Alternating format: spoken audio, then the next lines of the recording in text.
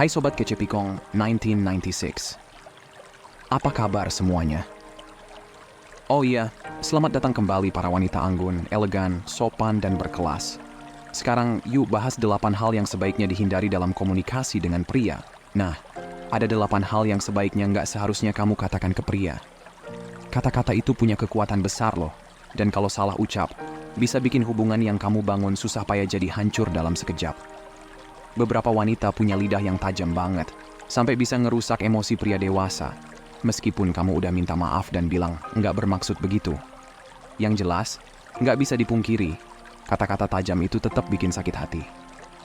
Ada yang udah menikah, berharap menikah, atau lagi serius pacaran, kan?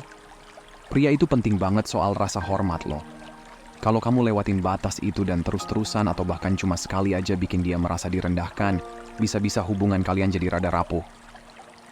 Gampang banget sebenarnya buat bikin cinta, semangat, dan hasrat pria ke kamu jadi berkurang kalau kamu nggak nganggep serius opini dan perasaannya dan ngerendahkan dia. Kata-kata dan tingkah laku kamu tuh punya pengaruh besar. Makanya nggak peduli seberapa menariknya kamu atau seberapa hebat kemampuan kamu di ranjang. Kalau nggak ada rasa hormat ke dia, bisa jadi itu pertanda awal akhir dari hubungan kalian. Kalau ini ngena banget buat kamu, para wanita, yuk kita duduk santai dan bahas cara kalian berkomunikasi ya. Kata-kata pedas sering keluar pas lagi emosi atau diprovokasi. Mungkin ada cowok yang ngomong sesuatu yang bikin kecewa, terus kamu pengen balas dengan kata-kata pedas juga. Dia mungkin bakal langsung konfrontasi atau diam-diam ngerasa kesel. Poin nomor 1.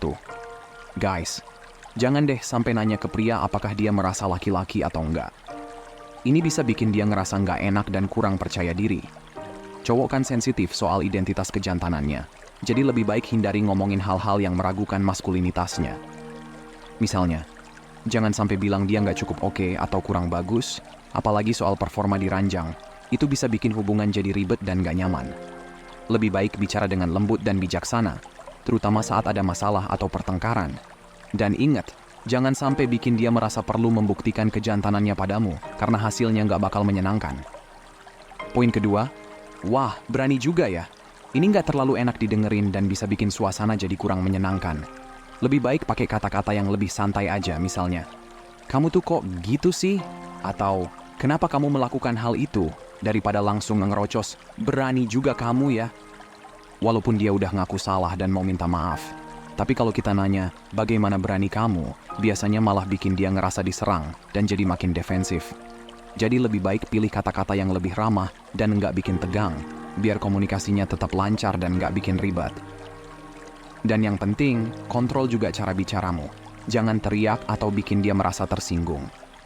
Poin nomor 3, semua pria itu sampah. Nah, kalau begitu, mungkin kamu perlu cek lagi alasan kenapa kamu memilih untuk bersama salah satu dari sampah itu. Ungkapan semacam ini dan variasinya seperti semua pria itu anjing, atau semua pria itu kotor, atau kalian semua sama, atau bahkan dasar pria pemburu kelamin wanita lah, atau apapun itu yang kotor sejenisnya. Ini tuh seringkali didengar dari wanita yang masih punya luka atau trauma yang belum sembuh. Namun, mengalami luka, patah hati, atau penolakan dari 1 atau bahkan 10 pria bukanlah alasan untuk menggeneralisasi semua pria sebagai tak berharga. Ini adalah sikap toksik yang hanya merupakan produk dari pesimisme dan ketidakpercayaan. Tidak ada pria, baik yang baik maupun yang buruk, yang ingin dianggap tidak ada artinya atau sebagai hewan. Bayangkan jika seorang pria asing atau pria yang baru saja kamu temui mengatakan bahwa semua wanita itu gila.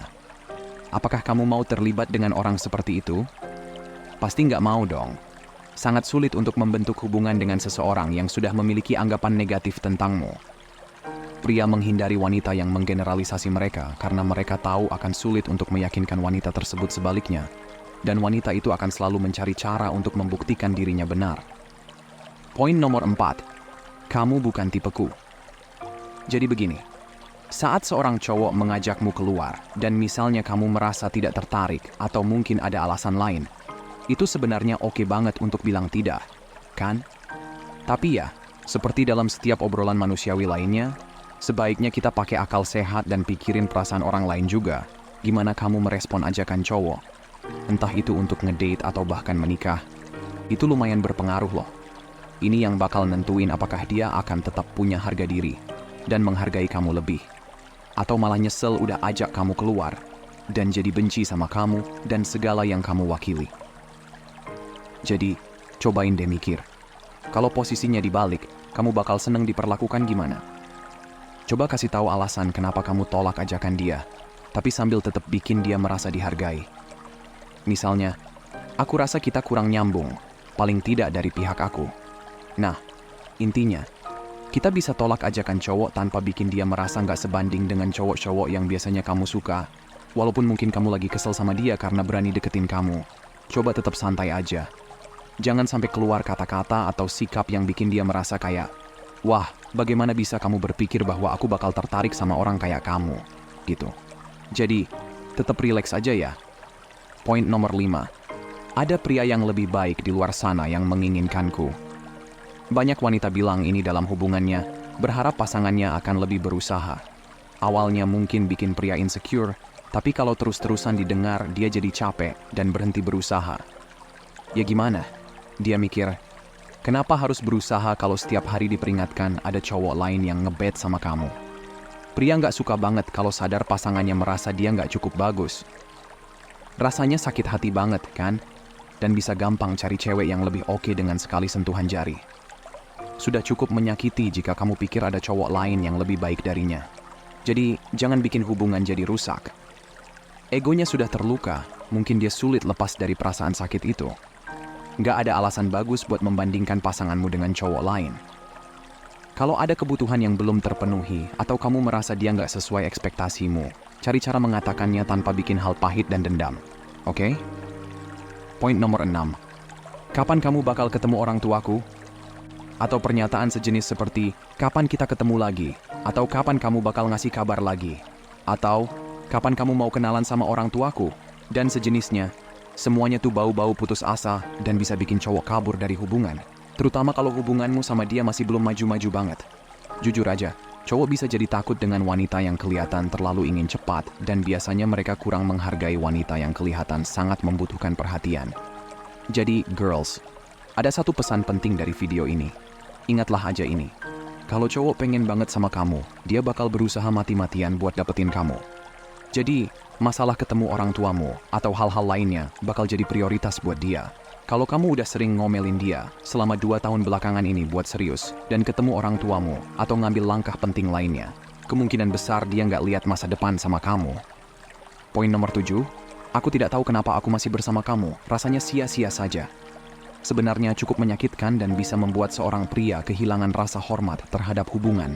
Ini adalah sesuatu yang mungkin terlontar dalam situasi panas saat bertengkar, tapi jenis pernyataan seperti ini bisa menghancurkan hubungan tanpa bisa diperbaiki. Secara tidak langsung, kamu membuatnya merasa kurang berharga dan meragukan kemampuannya dibanding pria lain di luar sana. Wanita sering merasa cenderung mengucapkan hal ini saat merasa dia jauh lebih baik dari pria tersebut. Atau pria tersebut tidak sesuai dengan tipe yang diinginkannya, atau ada pria lain dengan situasi keuangan yang lebih stabil yang tertarik padanya. Apapun alasannya, perlu diingat bahwa ucapan semacam ini bisa merusak hubungan dan sulit untuk memperbaikinya. Dia akan selalu meragukan kesetiaanmu, atau merasa kamu mungkin akan pindah ke pria lain. Poin nomor 8. Ya, tolong jadilah pria atau berani. Pria juga memiliki emosi, meskipun mungkin tidak sebanyak wanita, mereka juga bisa menangis dan merasakan kesedihan.